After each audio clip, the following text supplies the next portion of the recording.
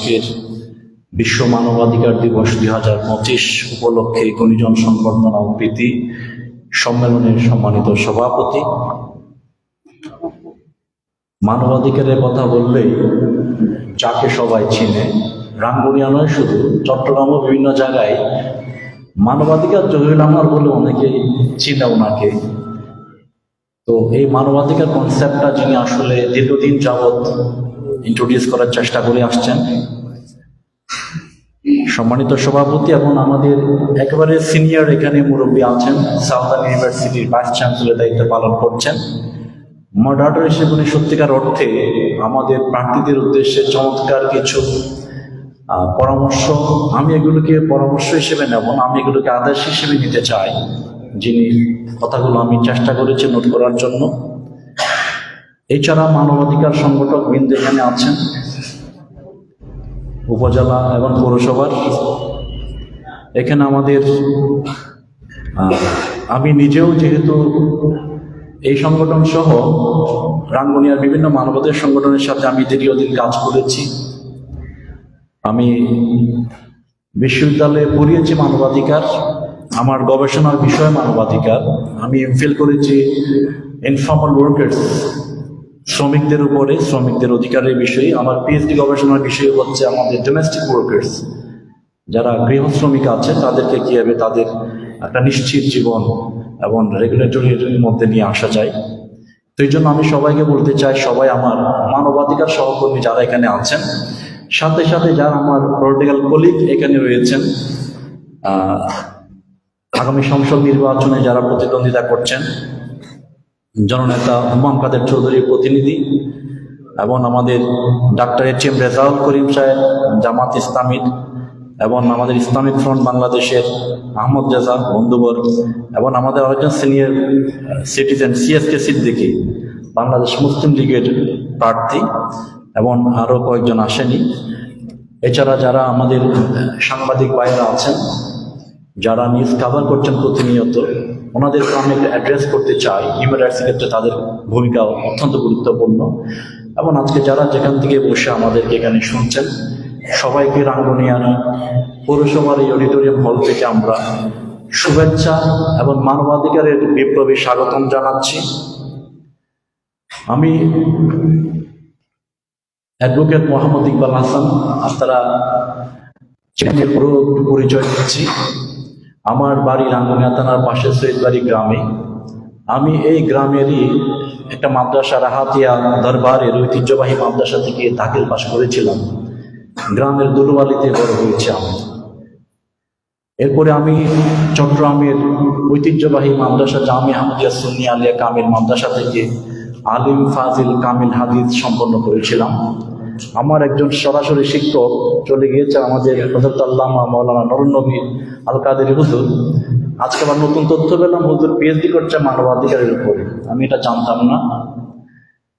তো পাশাপাশি আমি চট্টগ্রাম বিশ্ববিদ্যালয়ে আলিমের পরে ভর্তি হয়ে LLB অনার্স করেছি, LLM সম্পন্ন করেছি, এবং এমফিলও শেষ করেছি, আর পিএইচডি গবেষক হিসেবে কাজ করছি।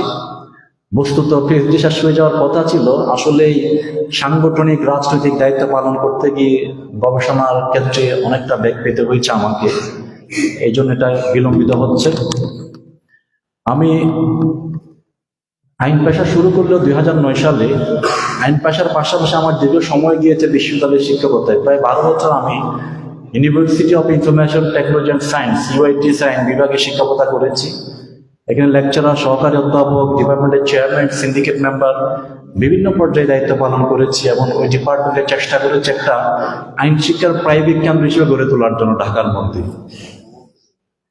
তো আপনাদের সন্তান হিসেবে বলছি, আলহামদুলিল্লাহ মানবাধিকারের স্পিরিটটা আমরা আমাদের শিক্ষা জীবনে পেয়েছি।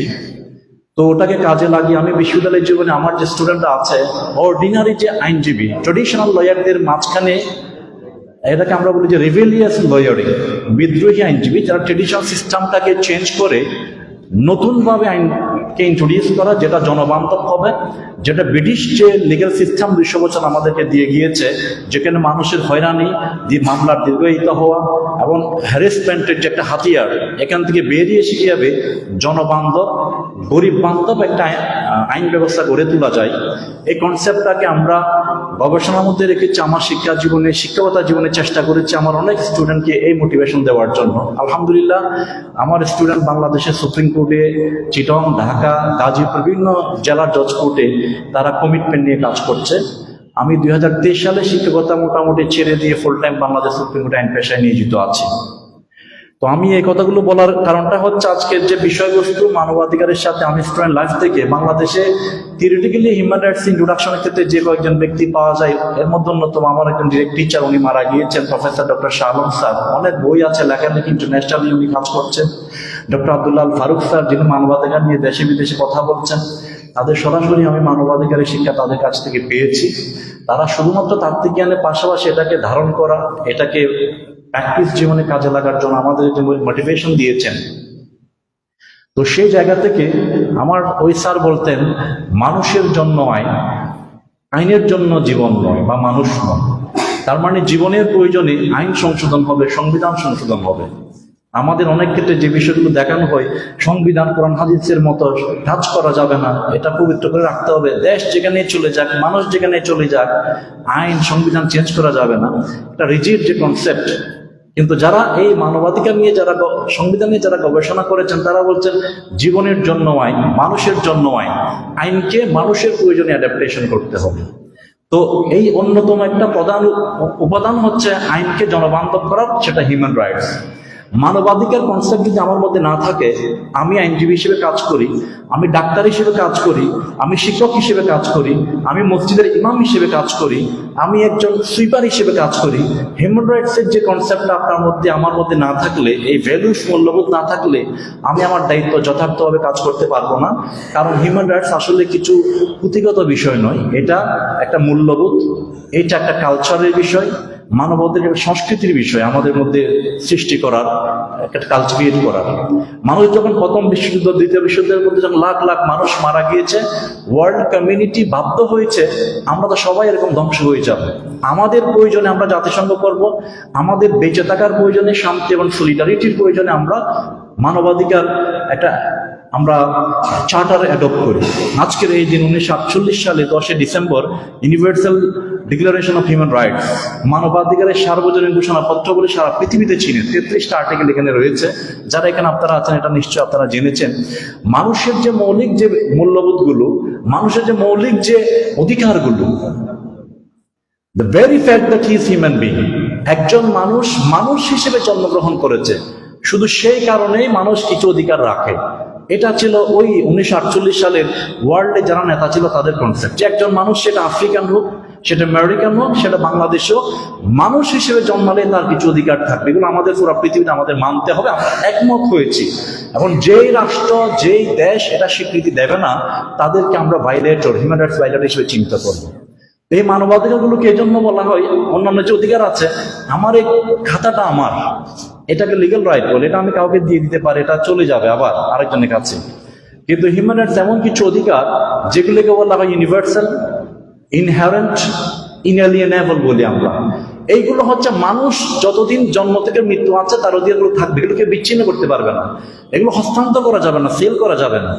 এবং এগুলো হচ্ছে ইনহেরেন্ট, সহজাত, মানুষের যতদিন থাকবে ততদিন এগুলো থাকবে। For example, right to life, আপনার জীবনের অধিকার, আপনার জীবনের অধিকার, এটা কেউ ছিনিয়ে নিতে পারবে না, এটা সার্বজনীন, সেটা বাচ্চা হোক, প্রবীণ হোক, সে জীবনের অধিকার, এটা ইনএলিয়েনেবল, সেটা সেল করা যায় না। সেল করা যায় না বিধায় কিন্তু এখন দাসপ্রথা নিষিদ্ধ, মানুষের জীবন আপনি সেল করতে পারবেন না, এটা ইনহেরেন্ট, মানুষ যেখানে যাবে সেখানে লেগে থাকবে। এই অধিকারগুলো ইনহেরেন্ট, সহজাত। তো এই মানবাধিকারগুলো, সেজন্য রিক্সাওয়ালা হোক, বাংলাদেশের প্রেসিডেন্ট হোক, মানবাধিকারের দৃষ্টিতে সবাই একই বিবেচনায় বিবেচিত হয় রাষ্ট্রের কাছে। এই কনসেপ্টটা যদিও বলা হয় 1948 সালে দেওয়া হয়েছে, এটা ওয়েস্টার্ন কনসেপ্ট হিসেবে দেওয়া হয়, অথবা বলা হয় যে এর আগে এটা ব্রিটিশদের যে বিল অফ রাইটস, ম্যাগনা কার্টা, ওখান থেকে এসছে। ফ্রেঞ্চরা বলে যে আমরা ফ্রেঞ্চ রেভলিউশন করেছি 17শ শতাব্দী, ওখান থেকে এসছে। আমেরিকানরা বলে যে American declaration of human rights 1700 খ্রিস্টাব্দে হয়েছে, ওখান থেকে এসছে। বাট এরও বহু বছর আগে আমরা যদি রাসূল পাক ইসলামের আমরা যদি মদিনা চার্টার দেখি, বিশেষ করে বিদায় হজের আপনার ভাষণ দেখা যায়, এই যে ইউডিএইচআর এর বেসিক যে প্রিন্সিপালগুলো আছে এগুলো কিন্তু ওখানেও রয়েছে। আবার ইস্টার্ন এবং ওয়েস্টার্নকে ডিবেট করা হয়, আমরা ওয়েস্টার্নরা, পাশ্চাত্য মানুষরা তোমাদেরকে সভ্যতা শিখিয়েছি, মানবাধিকার শিখিয়েছি ইস্টার্নদেরকে, কিন্তু ইস্টার্ন এই কান্ট্রিগুলোতে আমাদের এখানে এশিয়ান উপমহাদেশে কিংবা আপনার চায়নাতে দেখেন, মিশরীয় সভ্যতা দেখেন, এখানে কিন্তু হাজার বছর ধরে কিন্তু অনেক অনেক প্রাচীন সম্পদ ছিল, যারা ভ্যালুসগুলো, মূল্যবোধগুলো কিন্তু তারা লালন করতো। তো এই জন্য ওয়েস্টার্নদের যে শিখিয়ে দেওয়া কনসেপ্ট বলে যে চালিয়ে দেওয়া হয়, এখানেও বড় একটা গলত আছে। আমাদের যে ধর্ম শিক্ষা, আমাদের যে নবীদের শিক্ষা, এখানে হিউম্যান রাইটসের ফান্ডামেন্টাল প্রিন্সিপাল কিন্তু রয়েছে। আমি একটা এক্সাম্পল দিলে বোঝা যাবে। আপনি এখানে বলা হয় বর্তমান সময়ে জেনোসাইড হচ্ছে, এখন ফিলিস্তিনেও হচ্ছে, বাংলাদেশেও 71 সালের মানবতা বিরোধী অপরাধ নিয়ে বিচার হয়েছে, আবার 24-এর যে অপরাধ সেগুলো নিয়ে মানবতা বিরোধী অপরাধ নিয়ে বিচার হচ্ছে, এবং ফিলিস্তিনের মধ্যে জেনোসাইড হচ্ছে। এই যে কনসেপ্টগুলো, এগুলো কিন্তু রাসূল সাল্লাল্লাহু আলাইহি ওয়াসাল্লাম দিয়ে গিয়েছেন যে যুদ্ধক্ষেত্রে গেলে তোমরা নারীদেরকে আক্রমণ করবে না, ফসলের মধ্যে আক্রমণ করা যাবে না, সিভিলিয়ানদেরকে, সাধারণ মানুষকে আক্রমণ করা যাবে না। এই যে basic principle of war, principle, যুদ্ধ আইনের যে মানবিক আইন, সেগুলো কিন্তু রাসূল ইসলামের হাদিসগুলোর মধ্যে রয়েছে। তো এই জন্য মানবাধিকার নিয়ে অনেক সময় ব্যবসা করা হয়, যেটা আমাদের প্রোডাক্ট। কেন ব্যবসার কথা বলছি? 1948 সালে আমেরিকানরা সেই ইডিএইচআর দিয়েছে। আবার দেখা যায় ফিলিস্তিনে যখন জেনোসাইড হচ্ছে, এখানে কয়েকজন বক্তা বলেছে জেনোসাইড যখন হচ্ছে তখন তারা এটাকে জেনোসাইড না বলে তারা এটাকে রাইট টু ডিফেন্স বলে ইসরায়েলের পক্ষে নিচ্ছে। অর্থাৎ এটা হচ্ছে whimsical interpretation of human rights. মানবাধিকারকে পাশ্চাত্য দেশগুলো, আমেরিকান কান্ট্রিগুলো তাদের ইচ্ছা মতো ব্যাখ্যা করে পৃথিবীতে একটা আবার নতুনভাবে একটা আধিপত্যবাদ চাপিয়ে দেওয়ার চেষ্টা করা হয়। এই জিনিসটা বুঝেও কিংবা না বুঝেও ওয়ার্ল্ড কমিটি কিন্তু মেনে নিচ্ছে, সহ্য করছে। মানবাধিকার দিবসের অন্যতম প্রতিবাদ হওয়া উচিত, সারা পৃথিবীতে প্রতিবাদ হওয়া উচিত। মানবাধিকারকে যাচ্ছে তাই ব্যবহার, ইচ্ছা মতো ব্যাখ্যা থেকে আমাদের সরে আসতে হবে, পৃথিবীর শান্তির জন্য, পৃথিবীর ঐক্যের জন্য, সংহতির জন্য। আপনি বাংলাদেশি মানুষ হন, আমেরিকান মানুষ হন, ব্ল্যাক হোক কিংবা হোয়াইট হোক, মানবাধিকারের দৃষ্টিতে সবাই সম বিবেচনা রাখে। এই মূল্যবোধগুলো কিন্তু আমাদের বাঙালি সংস্কৃতি অন্যতম রয়েছে। শোনো মানুষ ভাই, শোনো মানুষ ভাই, সবার উপরে মানুষ সত্য, তাহার উপরে নাই। এই যে মানবিক ভ্যালুস গুলো, এগুলো কিন্তু আমাদের সংস্কৃতিতে অনেক আগে থেকে রয়েছে। তো মানবাধিকারের মূল বিষয় হচ্ছে মানুষে মানুষে মানবিক মর্যাদার মধ্যে কোনো ভেদাভেদ থাকবে না, এবং সেই মূল্যবোধগুলো আমাদের স্বাধীনতার যে ঘোষণাপত্র সেখানে রয়েছে। এখানে রয়েছে social justice, equality and human dignity, মানুষের সামাজিক ন্যায় বিচার, সমতা এবং মানবিক মর্যাদা, এগুলো মানবাধিকার থেকে এসছে। আমাদের সংবিধানের মধ্যে ফান্ডামেন্টাল রাইটস হিসেবে কিন্তু মানবাধিকার ইনক্লুড করা হয়েছে, কিন্তু এরপরও আমরা দেখেছি সংবিধান ভাইলেট করে রাষ্ট্র কর্তৃক মারাত্মকভাবে মানবাধিকার লঙ্ঘন হয়েছে। এটা আপনি 71-এর মুক্তিযুদ্ধ বলেন, 90 বলেন, 24 বলেন, প্রত্যেক কিছুর যে মূল স্পিরিটগুলো কিন্তু হিউম্যান রাইটসের সাথে রিলেটেড। কিন্তু এরপরও এত সংগ্রাম, এত আন্দোলন, এত চার্টার, ইউডিএইচআর হয়েছে, আইসিসিপিআর হয়েছে, আইসিএসিআর হয়েছে, স্যাডো হয়েছে, অনেকগুলো কনভেনশন হয়েছে। সাম্প্রতিক সময়ে আমরা সিগনেচার করলাম হচ্ছে এই যে আপনার কনভেনশন এগেইনস্ট এনফোর্স ডিসঅ্যাপিয়ারেন্স, গুমের বিরুদ্ধে যে কনভেনশন। আমাদের পলিটিক্যাল কলিগ এখন হুমাম কাদের চৌধুরী, উনিও কিন্তু কিছুদিন রাষ্ট্র কর্তৃক ডিসঅ্যাপিয়ারেন্সের শিকার হয়েছেন। তো ওটা আমরা এখন অ্যাক্সেস করেছি। এখন আমরা হচ্ছে এই কনভেনশনটাকে আমরা এখন অ্যাক্সেস করেছি, প্লাস আমরা রেটিফাই করেছি। কিন্তু এতগুলো কনভেনশন এবং ন্যাশনালি ফান্ডামেন্টাল রাইটস থাকা সত্ত্বেও মানবাধিকার লঙ্ঘন হচ্ছে, মানুষকে মানুষ হিসেবে মর্যাদা দেওয়া হচ্ছে না। আমরা যে স্যার যেটা বলেছেন, এখানে ডেমোক্রেসির কথা বলছি আমরা, তারপরে ইয়ার কথা বলছি, এই ডেমোক্রেসি সবাই ভোটাধিকারের মাধ্যমে নেতা নির্বাচন করবে। এখানে উনি বলেছেন democracy is the dictatorship of majority. ইচ্ছা মতো আপনি ভোটাধিকার নিয়ে আপনি নেতা নির্বাচিত হয়েছেন, এর মানে এই নয় যে আপনি ইচ্ছা মতো যাচ্ছে তাই করে আপনি এখানে রাষ্ট্র নাগরিককে ট্রিট করবেন। এবং সেটাই এই রাষ্ট্রে হয়েছে 52-53 বছরে। কিন্তু আমরা নাগরিকের অধিকার, মানুষকে মানুষ হিসেবে মর্যাদা দেওয়ার যে ভ্যালুজ, সেটা আমরা কিন্তু তুলে ধরতে পারি না। এবং একজন রাজনৈতিক কর্মীর দায়িত্ব সবচেয়ে বেশি, কারণ সে রাষ্ট্র পরিচালনার দায়িত্বে আছে। ডাক্তার ডাক্তারি করছে, ব্যবসায়ী ব্যবসা করছে, এবং যে চাকরি সে চাকরি করছে। আর রাজনীতিবিদরা কিন্তু রাষ্ট্র পরিচালনার দায়িত্বে আছে, তার দায়িত্ব অনেক বেশি। মানুষকে মানুষ হিসেবে মূল্যায়ন করা, পলিটিক্যাল কলিগগুলোকে তার মর্যাদা দেওয়া, একজন রিক্সাওয়ালা থেকে শুরু করে রাষ্ট্রের প্রেসিডেন্ট পর্যন্ত সম নাগরিক মর্যাদা নিশ্চিত করা হচ্ছে রাষ্ট্রের দায়িত্ব। মানবাধিকার দিবসের অন্যতম এই যে গুরুত্ব, সেটা হচ্ছে মানুষ হিসেবে, নাগরিক হিসেবে বাংলাদেশের মানুষকে এবং নাগরিকদেরকে আমরা সবাইকে সমভাবে ট্রিট করব। সেজন্য আমি শেষ পর্যায়ে বলতে চাই, রাঙ্গুনিয়ার ক্ষেত্রে আমাদের কথাবার্তা একটাই, আমরা রাঙ্গুনিয়ার 4 লাখ মানুষকে আমরা মনে করি বাংলাদেশ ফ্রন্টের পক্ষ থেকে মোমবাতি প্রতীকে আমার একাধিক বক্তব্য দিয়েছি। আজকে না, আমি 25-26 বছর ধরে মানবাধিকার, সামাজিক, ধর্মীয়, রাজনৈতিক সংগঠনে কাজ করছি। এখানে অনেকেই আমাকে চেনে, আমি প্রত্যেকটা ইউনিয়নে বলেছি, আজকে বলছি না। আমি মাদকের বিরুদ্ধে, সন্ত্রাসের বিরুদ্ধে, বালুদস্যুর বিরুদ্ধে দীর্ঘদিন যাবৎ বলছি, সব নেতার সামনেই বলেছি, ডিরেক্টলি বলেছি, যেগুলোর বিরুদ্ধে সবসময় বলেছি যে আমরা 4 লাখ মানুষকে, রাঙ্গুনিয়ার সবাইকে নিয়ে রাঙ্গুনিয়া গড়ে তুলতে চাই। প্রত্যেক দলের পরামর্শ নিয়ে রাঙ্গুনিয়ার ডেভেলপমেন্ট করতে চাই। স্টেক হোল্ডার যারা রয়েছে, মানবাধিকার সংগঠন, পেশাজীবী, সাংবাদিক, সবার মতামতের ভিত্তিতে উন্নয়ন ইশতেহার করতে চাই, এবং রাঙ্গুনিয়ার প্রতিটা মানুষের মতামতের ভিত্তিতে আমাদের উন্নয়ন পরিকল্পনা করতে চাই। সেজন্য আমাদের স্লোগান হচ্ছে আসলে সবাইকে নিয়ে, সবার জন্য আমাদের রাঙ্গুনিয়া। এবং জনসংলাপের মাধ্যমে যে জন আকাঙ্ক্ষা পাচ্ছি, সেটাই আমরা মনে করছি আমাদের ইশতেহার। ব্যক্তিগত ইশতেহার, দলীয় ইশতেহার, আমার যাচ্ছে তাই করে আমি ডেভেলপমেন্টটা করব, আমার ইচ্ছা হয়েছে আমি এদিকে রুট করব, আমার ইচ্ছা হয় ওদিকে আমি করব না। ব্যক্তিগত ইচ্ছায় রাষ্ট্র চলতে পারে না। রাষ্ট্র আমরা রিপ্রেজেন্টেশন যখন করবো 4 লাখ মানুষের, I am the voice of the 4 lakh people. আমাকে এটা মাথায় রাখতে হবে, এই 4 লাখ মানুষের ভয়েস হিসেবে আমি তাদের চাহিদা রিফ্লেকশন আমার মাধ্যমে হচ্ছে কিনা, নাকি আমার ইচ্ছা, আমার দলের ইচ্ছা, গোষ্ঠীর ইচ্ছাতে রিফ্লেকশন হচ্ছে। সেজন্য আমরা বলেছি, আমরা জনসংলাপ আমি ছোটবেলা থেকেই করছি, সবার সাথে কাজ করছি, এখানে সবার বক্তব্য জানি। এবং আমরা 15 মিনিটের মধ্যে শেষ করছি ইনশাল্লাহ, আর 2-3 মিনিট আছে। আর ওই যে 15 মিনিট বলেছে, তো 15 মিনিটের মধ্যে শেষ করছি। তো আমরা এই জন্য আমাদের বক্তব্য খুব ক্লিয়ার, আমরা রাঙ্গুনিয়ার প্রত্যেকটা স্টেক হোল্ডারদের সাথে কথা বলে আমরা যে পরিকল্পনাগুলো দিচ্ছি এগুলো রিভাইজ হবে। আমি আমার অনলাইন পেজের মধ্যে 13 দফা উন্নয়ন পরিকল্পনা দিয়েছি, এবং সে কর্ম পরিকল্পনাগুলো হচ্ছে, আপনারা ডিসকাস করলে আরো দীর্ঘায়িত হয়ে যাবে। আবার আমার শেষ করে দিচ্ছি, আমার 13 দফা আমি উন্নয়ন পরিকল্পনা আমার অনলাইন পেজে আমি ঘোষণা করেছি, প্রত্যেকটা ইস্যুকে অ্যাড্রেস করে। এবং সেগুলো হচ্ছে আমার এই জীবনের মধ্যে বিভিন্ন পর্যায়ে আমি সংলাপ করেছি বিভিন্ন সংগঠনের সাথে, সামাজিক সংগঠন, রিলিজিয়াস সংগঠন, আমি অনলাইনে সংলাপ করেছি তরুণদের সাথে, প্রবাসীদের সাথে, সবার সাথে কথা বলে আমার মনে হয়েছে এগুলো রাঙ্গুনিয়ার জন্য ভিশন এবং মিশন, কিছু সুদূর প্রসারী, কিছু স্বল্প মেয়াদী পরিকল্পনা আকারে সাজিয়েছি। এগুলো রিভাইজও হতে পারে, এবং এগুলো ধীরে ধীরে বাস্তবায়ন করতে আমরা প্রতিজ্ঞাবদ্ধ। এবং আমরা এটাও বলেছি, আমরা যদি নির্বাচিত হই ভোটাধিকারের মাধ্যমে, আমি এখানে যে প্রতিদ্বন্দ্বী প্রার্থী আছে সবার পরামর্শ নিয়ে ইনশাআল্লাহ রাঙ্গুনিয়াতে কাজ করব।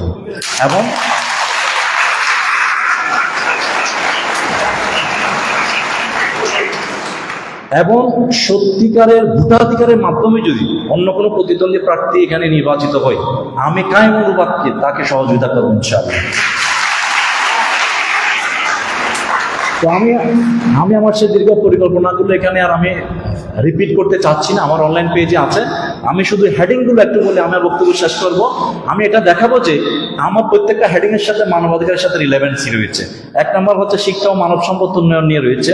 শিক্ষার অধিকার মানবাধিকারের অন্যতম একটা পার্ট, হিউম্যান রিসোর্স হিসেবে গড়ে তোলার জন্য। আমার 2 নম্বরের মধ্যে রেখেছি রাঙ্গুনিয়া যুব সুস্থ এবং কর্মসংস্থানের স্বনির্ভর আগামী। মানুষের প্রপার ডেভেলপমেন্টের মধ্যে জন্য তার কর্মসংস্থান প্রয়োজন আছে, তার বেঁচে থাকার জন্য।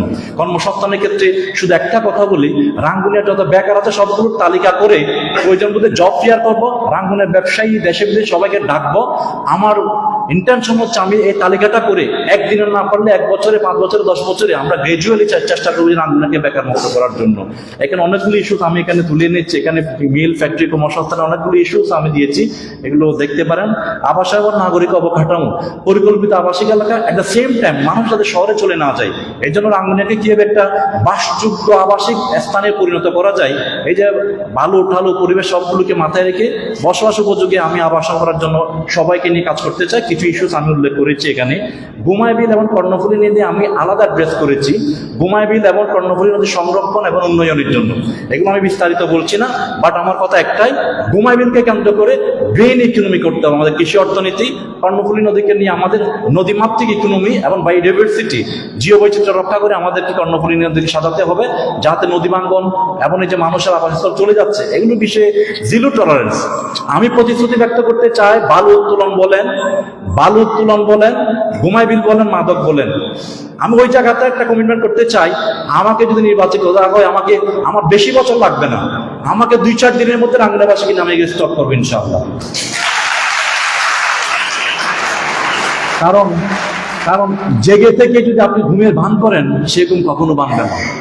আমরা জানি, আমি কোনো বালুদস্যু, চাঁদাবাজ, মাস্তান এগুলো নিয়ে আমরা রাস্তায় করিও না, এবং এগুলো আমার পাশেও প্রয়োজন নেই।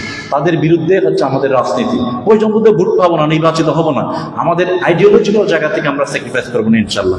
7 নম্বর, কৃষি এবং গ্রামীণ অর্থনীতি। এটা ব্যাখ্যা করছি না, রাঙ্গুনিয়া সম্ভাবনাময়ী জায়গা কৃষি এবং গ্রামীণ অর্থনীতির জন্য। এখানে অনেকগুলো আমাদের আছে, ঐতিহ্য আছে, এগুলো আমরা তুলে ধরতে পারলে এটা গ্রামীণ অর্থনীতিকে অনেক দূরে এগিয়ে নিয়ে যাওয়া যাবে, কর্মসংস্থানও সৃষ্টি হবে। গুড গভর্নেন্স এন্ড দুর্নীতি রোধ, এগুলো সবগুলোর সাথে মানবাধিকার সম্পর্ক আছে। গুড গভর্নেন্সের সাথে মানবাধিকার, আজকে জায়গায় জায়গায় আপনার দুর্নীতি হচ্ছে, এগুলো মানবাধিকার মূল্যবোধ না থাকার কারণে, মানবাধিকার না বোঝার কারণে। তো এই জন্য গুড গভর্নেন্স এবং দুর্নীতি রোধ, এটা নিয়ে আমাদের আলাদা ড্রেসিং আছে। এটা থানা বলেন, এই যে আপনার ভূমি অফিস বলেন, প্রত্যেকের সরকারি দপ্তরে এবং নাগরিকের জায়গা থেকে গুড গভর্নেন্স এবং নাগরিক দুর্নীতি রোধের জন্য আমরা আলাদা ইস্যুস আলাদা অ্যাড্রেস করেছি, ট্রান্সপারেন্সি এবং অ্যাকাউন্টেবিলিটির জন্য। 9 নম্বর দফার মধ্যে আমরা রেখেছি মানবাধিকার এবং নাগরিক মর্যাদা। আজকের ইস্যু সরাসরি অ্যাড্রেস করেছি হিউম্যান রাইটস এবং নাগরিক মর্যাদা। রাঙ্গুনিয়ার 4 লাখ মানুষকে আপনাকে মানবাধিকার কনসেপ্টে তাকে নাগরিক হিসেবে মনে করতে হবে। আপনি রিক্সাওয়ালাকে যে ব্যবহার করবেন, আপনার পীর সাহেবকে একই ব্যবহার করবেন অ্যাজ এ হিউম্যান বিং। তুই তাকারি, তুচ্ছ তাচ্ছিল্য, নাগরিক হিসেবে আমাদের যে সেন্টিমেন্ট, এখানে বড় চেঞ্জ আনতে হবে। এই মানবাধিকার এবং নাগরিক মর্যাদার মূল বিষয় হচ্ছে ওই জায়গায়। এছাড়া পিছিয়ে পড়া বিশাল জনগোষ্ঠী আমাদের এখানে আছে। দেখা যায় মন্ত্রী হয়, এমপি হয় কিছু সিন্ডিকেটেড মানুষের জন্য 5%। আমি মধ্যবিত্ত ফ্যামিলির ছেলে, কোটিপতি আমি নই, কোটি টাকা আমার নাই। আমি ছোটবেলা থেকে কষ্ট করে সুপ্রিম কোর্টে ওকালতি করছি। আমি 80% রাঙ্গুনিয়ার নিম্ন মধ্যবিত্ত ফ্যামিলির বয়স হতে চাই, তাদের রিপ্রেজেন্টেশন করতে চাই। এই জন্য 10%, 20%-এর জন্য না, 10% যারা আছে ওরা ভালোভাবে চলতে পারে। আমাদের সিএসকে সিদ্দিকী সাহেব, আমাদের স্যার, ওনাদেরকে মানুষ এমনি সম্মান করবে, ওনাদের অত মানবাধিকারের জন্য ওদের পক্ষে ফাইট করার প্রয়োজন নেই। যেগুলো হচ্ছে আসলে এই অডিটরের বাইরে আছে, তাদের পক্ষে আমাদের কথা বলতে হবে। আমি 9 নম্বর, এরপরে 10 নম্বর আইন শৃঙ্খলা এবং ন্যায় বিচার। আমি আইনের স্টুডেন্ট হিসেবে আইন শৃঙ্খলার ঝামেলা কোন জায়গায়? আমার এলাকায় আমাকে এখনো কমপ্লেন করে রাতে ইয়াবা কে দৌড়াদৌড়ি করছে, ডিস্টার্ব করছে। আমি রাঙ্গুনিয়া থানার পাশে থানা, ওই জায়গাতেই কমপ্লেন। আমি অবাক হয়ে যাই, কিন্তু আমরা সবাই এগুলো জানি কে করছে, কিভাবে করছে। এগুলো পদক্ষেপ নেওয়াটা কোনো ব্যাপার না যদি আমরা স্টেক হোল্ডাররা ভাই দূরে যাওয়ার প্রয়োজন নেই। এখানে যারা বসছে সব প্রার্থীরা যদি আজকে আমরা একসাথে শপথ নিই, কালকে থেকে আমরা যে নির্বাচিত মনে করি প্রথমে মাদককে অ্যাড্রেস করবো। এগুলো একদিনের বিষয়। আমরা যদি প্রার্থীরা সবাই একত্র হই, কে করবে? রাঙ্গুনিয়ার 4 লাখ মানুষ এখানে বাইরে থেকে কেউ সাথে করছে না। এগুলো আইন শৃঙ্খলা এবং ন্যায় বিচারের ক্ষেত্রে অনেকগুলো ইস্যু ভিত্তিক আছে, মানুষের ভূমি সংক্রান্ত, তারপরে নিরাপত্তা, মাদক, এরপরে তাদের কোর্ট কাছারিতে ঝামেলা এবং ন্যায় বিচারের সহায়তা। আমরা আইনজীবীরা এখানে অনেক আইনজীবী আছে, 1 সদস্য রাঙ্গুনিয়ার। দেখা যায় মানুষ সব প্রপার কাউন্সিলিং না পাওয়ার কারণে অনেক ক্ষেত্রে ব্রোকার, অনেক ক্ষেত্রে উস্কানির মাধ্যমে মিথ্যা মামলা, খারাপ মামলাতে জড়িত হয়, প্রপার কাউন্সিলিং পায় না। আমি ব্যক্তিগত, আমি ইকবাল এ পর্যন্ত কাউকে হ্যারাসমেন্টের মামলা করতে উৎসাহিত দিই নাই। এবং অসংখ্য গত সরকারের আমলেও এখনো যারা হ্যারাসমেন্টের শিকার হচ্ছে, আমি নাম বলছি না, এখানে বড় বড় নেতা আজকে অনেক কথাবার্তা বলছে, সবাইকে আমরা সুপ্রিম কোর্টে যারা গিয়েছে সবাইকে আমি সহায়তা প্রদান করেছি। আমরা ওগুলো দেওয়ার সময় দল, মত, ধর্মবর্ণ বিবেচনা করি নাই। তো ওই জায়গাতে আমাদের একমত হতে হবে, কেন আমি হ্যারাসমেন্ট করবো? আপনি ভাই কনস্ট্রাকটিভ রাজনীতি আসেন না। আমি শেষ পর্যায়ে কর্মপরিকল্পনা 11 হচ্ছে সংস্কৃতি, ঐতিহ্য, ধর্মীয় সহাবস্থান। রাঙ্গুনিয়ার একটা রাষ্ট্র যদি সংস্কৃতিতে আপনার এলাকা যদি সংস্কৃতিতে যদি আপনার যদি জীবন্ত না থাকে, আপনি অডিটোরিয়াম এত কিছু করলেন, বাট এখানে দেখা যাচ্ছে ওনারা বসে আছে বিদে, ওনারা যদি এখন এসে চিল্লায় বলে যে আপনি বক্তব্য দিয়েন না, আমি ওখানে শেষ। এই যে কালচারাল যে অ্যাক্টিভিটিসগুলো, কালচারাল অ্যাক্টিভিটিসগুলো এখন মানবাধিকার সংগঠন এটা রক্ষা করতে পারছে, অনেকে সেটা রক্ষা করতে পারছে না। তো সংস্কৃতি, ঐতিহ্য এবং ধর্মীয় সহাবস্থান, আমি এগুলো ব্যাখ্যা করছি না। রাঙ্গুনিয়াতে অনেক মাজার, মন্দির থেকে শুরু করে অনেক স্থাপত্য আছে, এগুলোকে সংরক্ষণ যেমন করতে হবে এবং আপনার সাম্প্রদায়িক সম্প্রীতি, ধর্মীয় সহাবস্থান খুবই ইম্পর্টেন্ট। আমি আমার পাশে বৌদ্ধ এবং আমার পাশে হিন্দু, সবাইকে নিয়ে ছোটবেলা থেকে বড় হয়েছি। বড় হওয়ার পরে দেখা যায় যখন প্রডিউস করা হয় তখন দেখা যায় বিভিন্ন পলিটিক্যাল ট্যাগিং এর মাধ্যমে একটা দাঙ্গা লাগিয়ে দেওয়ার চেষ্টা। তো এগুলো খুব সিম্পল, এগুলো আমাদেরকে ইম্পর্টেন্টলি অ্যাডজাস্ট করতে হবে। আমার 12 নম্বর হচ্ছে রাঙ্গুনিয়া প্রবাসীদের জন্য বিশেষ পদক্ষেপ। 40,000 প্রবাসী দেশের বাইরে আছে, তাদের সাথে আমার অনলাইন একাধিকবার সংলাপ হয়েছে। রিসেন্ট তাদের সমস্যা হচ্ছে এয়ারপোর্টের মধ্যে তাদের ব্যাগ কেটে ফেলতেছে। এই জিনিসগুলো খুব কঠিন না, এয়ারপোর্টে কিছু দুষ্ট চক্র আছে, আমরা স্টুডেন্ট হিসেবে সেগুলো আমরা জানি, বুঝি। তো এগুলো খুব কঠিন না আপনার এই যে এগুলোকে অ্যাড্রেস করা, কিন্তু এখানে সদিচ্ছার অভাব। আমি প্রবাসীদের জন্য আলাদা, তাদের সহায়তার জন্য, তাদের নিরাপত্তার জন্য, তাদের এয়ারপোর্ট সহ ভিসা প্রসেসিং এবং ওই দেশে তাদের এই ওকে সাপোর্ট দেওয়ার জন্য আমরা নির্দিষ্ট কিছু পদক্ষেপের কথা বলেছি। সর্বশেষ পরিবেশ ও টেকসই উন্নয়ন 13 নম্বর দফাতে আমরা বলেছি ডেভেলপমেন্ট এবং সাস্টেনেবল ডেভেলপমেন্ট এবং এনভায়রনমেন্ট। আমি এখানে ব্রিজ করলাম, বাট আমার পরিবেশটা ঠিক থাকছে কিনা। আমি কৃষি অর্থনীতি ওখানে অনেক বিল্ডিং করে ফেললাম, বিল ভরাট করে উন্নয়নের নাম দিয়ে, বাট আমার কৃষকরা কোথায় যাবে? ওই পয়েন্ট আমার মেয়েও বললো, আমি এগুলো লেখার সময় আমার মেয়ে বিকারণ আছে ক্লাস 4-এ বসে, সে এসে বললো যে বাবা এত উন্নয়নের কথা বলছো, উন্নয়নের সাথে কিন্তু পরিবেশ সম্পর্কিত। প্রত্যেকে তার মাথায় আসছে কি জন্য?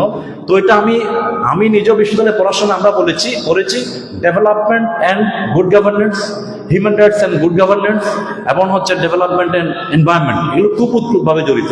রাঙ্গুনিয়াতে যেমন পাহাড় থাকবে, রাঙ্গুনিয়াতে যেমন নদী থাকবে, রাঙ্গুনিয়াতে রাস্তাঘাটও থাকবে, রাঙ্গুনিয়াতে বাড়িঘর বিল্ডিং যেমন থাকবে, গাছগাছালিও থাকবে। তো এইভাবে আমরা রাঙ্গুনিয়াকে শিক্ষা, স্বাস্থ্য, সংস্কৃতি, কর্মসংস্থানে এবং দিককার আলোকে একটা টেকসই উন্নয়নের দিকে এগিয়ে নিয়ে যাব। আমি আবারও বলছি, আমরা একটা ইনক্লুসিভ, আমি আমার স্যারের কথা বলতে যাচ্ছি, আমার দল থেকে আমরা একটা ইনক্লুসিভ রাঙ্গুনিয়া চাই। সকল ধর্মবর্ণের মানুষের সাথে আমি কাজ করেছি ছোটবেলা থেকেই, গ্রামেও করেছি, চট্টগ্রাম শহরেও করেছি, ঢাকাতেও রাঙ্গুনিয়া সমিতির আমি মেম্বার, ওখানেও সবার সাথে কাজ করছি রাঙ্গুনিয়া মানুষদের সাথে। তো ইনক্লুসিভ একটা রাঙ্গুনিয়া চাই, যেখানে সবাই আমাদের সাথে ডিরেক্টলি ইন্টারাকশনে থাকবে। আমি রাস্তাঘাটেই থাকবো, আমি এখনো আপনার এই যে সিএনজিতে চলি, আপনার লোকাল গাড়িতেও চলি, আবার প্রাইভেট কারেও চলি, সবগুলোতেই চলি, ঢাকা শহরেও সেই। তো এই জন্য মধ্যবিত্ত ফ্যামিলির সন্তান আমি রাঙ্গুনিয়ার 4 লাখ মানুষের একেবারে কাছে থেকে ইন্টারাকশন করে যাব ইনশাল্লাহ। নির্বাচিত হই না হই রাঙ্গুনিয়ার জন্য কাজ করেছি। রাঙ্গুনিয়ার সমস্ত কৃতি সন্তানের পরামর্শ নিয়ে, সিনিয়র সিটিজেনদের পরামর্শ নিয়ে, তরুণ প্রজন্মের মাইন্ড সেট আপ বুঝে, বাংলাদেশের বর্তমান প্রেক্ষাপট উপলব্ধি করে আমি কাজ করে যাব ইনশাল্লাহ। আমি আরেকটা পয়েন্ট না বললে অনেকে মিসগাইড হবে, সেটা হচ্ছে আমি আবারও বলছি, যখন ওই সংকট এসেছে এলাকার জন্য, তরুণদের জন্য আমি অগ্রণী ছিলাম। জুলাই বিপ্লবের সময় 16-17 তারিখ যখন আমার ছাত্ররা আন্দোলনে নেমেছে, আমি ঢাকা বাড্ডাতে আমার বাসা, আমার স্টুডেন্টরা প্রাইভেট যখন মারা গিয়েছে 16-17 তারিখ, 18 তারিখ আমার ফেসবুক পোস্টে এখনো আছে, পাবলিকলি আমি ঘোষণা দিয়েছিলাম, যারাদেরকে র্যাপ করে ছাত্রদেরকে মেরে আবার যে মিথ্যা মামলায় অ্যারেস্ট করা হচ্ছে, তাদেরকে আমি বিনা পয়সা আইনি সহায়তা দেব ইনশাআল্লাহ। এবং অনেকগুলো গ্রেফতার হওয়া ছেলেকে আমি কাউন্সেলিং করেছি, পরামর্শ দিয়েছি, বাট এটার কোনো বেনিফিট চাই নাই। সুপ্রিম কোর্টে অনেক কলিগ বলে, যারা এখন বিভিন্ন ডিএজি হয়েছে, কিরে ভাই আপনি এতদের পক্ষে কথা বলেছেন, আপনি বেনিফিট নিচ্ছেন না কেন? আমরা তো একটা পোস্ট দেওয়ার সাহস পাই না ওই সময়তে, যে আতঙ্কে ছিলাম ঢাকার মধ্যে, কখন গ্রেফতার করে নিয়ে যাই, এবং গ্রেফতার করেছি অনেককে। বলে যে আপনি কেন তদবির করছেন না? আমি বললাম তদবির করার জন্য, বেনিফিট নেওয়ার জন্য এগুলো করি নাই। আমি আমার স্টুডেন্টদেরকে যখন মারা হচ্ছে, অ্যাজ এ টিচার আমার ঈদে রক্তকরণ হয়েছে, তাদের লাশ দেখে আমি ক্ষান্ত থাকতে পারি নাই। একটা মানবাধিকার সংগঠক হিসেবে, আইনের ছাত্র এবং শিক্ষক হিসেবে আমি মনে করি যে তাদের পাশে আইনগতভাবে হলেও সাথে থাকা উচিত। তো সেই জন্য আবারও সবাইকে শুভেচ্ছা জানিয়ে, মানবাধিকার বাস্তবায়ন সংস্থাকে আমার অন্তঃস্থল থেকে শুভেচ্ছা জানিয়ে, আমাদের সাংবাদিক ভাইরা সবসময় আমাদের সাথে থাকেন, আপনাদেরকে সাথে নিয়ে রাঙ্গুনিয়ার প্রত্যেকটা পেশাজীবী এবং সামাজিক সংগঠন, রাজনৈতিক দল, সবাইকে নিয়ে আমরা একসাথে ইনশাল্লাহ একটা আধুনিক, আবারও বলছি আধুনিক মানবিক রাঙ্গুনিয়া গড়ে তুলব। আমাদের প্রতিশ্রুতির মধ্যে শুধুমাত্র সমৃদ্ধ বা আধুনিক নাই, আমাদের প্রতিশ্রুতি বারবার বলেছি আধুনিক, সমৃদ্ধ এবং মানবিক রাঙ্গুনিয়া গড়ে তুলব ইনশাল্লাহ। আসসালামু আলাইকুম ওয়া রাহমাতুল্লাহি ওয়া বারাকাতুহু।